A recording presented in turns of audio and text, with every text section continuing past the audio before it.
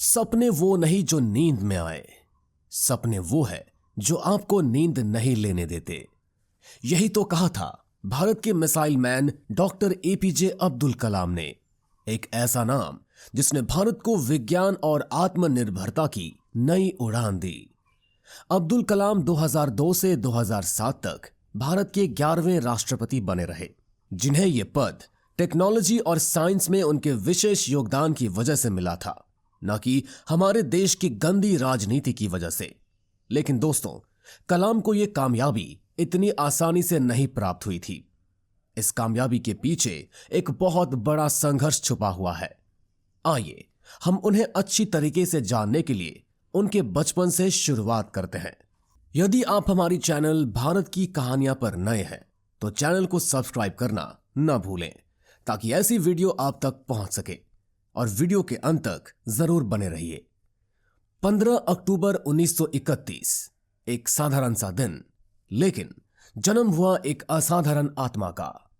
तमिलनाडु के रामेश्वरम के एक छोटे से गांव में एक बेहद गरीब मुस्लिम परिवार में जन्म हुआ एक ऐसे बच्चे का जो आगे चलकर भारत का मिसाइल मैन कहलाएगा।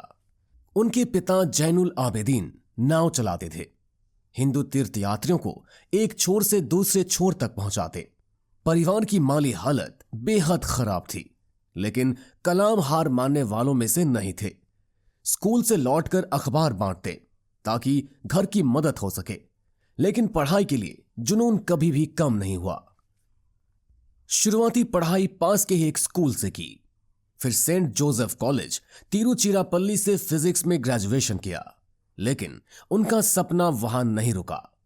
1955 में पहुंचे मद्रास इंस्टीट्यूट ऑफ टेक्नोलॉजी और वहीं तय किया, अब मैं आसमान छूऊंगा और देश को नई ऊंचाई दूंगा। इंजीनियरिंग पूरी करने के बाद चुने गए डीआरडीओ में वैज्ञानिक के रूप में। भारतीय वायुसेना के लिए छोटा हेलीकॉप्टर डिजाइन किया, लेकिन वहां उन्हें संतुष्टि नहीं मिली। साल 1969 उनका ट्रांसफर हुआ आईएसआरओ में, और यहीं से शुरू हुई भारत की अंतरिक्ष उड़ान। SLV-3 प्रोजेक्ट भारत का पहला स्वदेशी सैटेलाइट लॉन्च व्हीकल। इस मिशन को सफलता तक पहुंचाने वाले डायरेक्टर थे डॉक्टर कलाम। इसके बाद एक अग्नि, पृथ्वी, नाग, त्रिशूल, भारत को मिली वो मिसाइल ताकत जिसने दुनिया को दिखा दिया हम भी किसी से कम नहीं, और यहीं से उन्हें मिला नाम मिसाइल मैन ऑफ इंडिया। साल 2002 में वो बने भारत के 11वें राष्ट्रपति, लेकिन वो सिर्फ राष्ट्रपति नहीं बने, वो बने लोगों के दिलों के नेता। सत्ता से दूर, राजनीति से ऊपर, उनका मिशन था युवाओं को दिशा देना और देश को नई सोच। डॉक्टर कलाम का दिल सबसे ज्यादा बच्चों के लिए धड़कता था।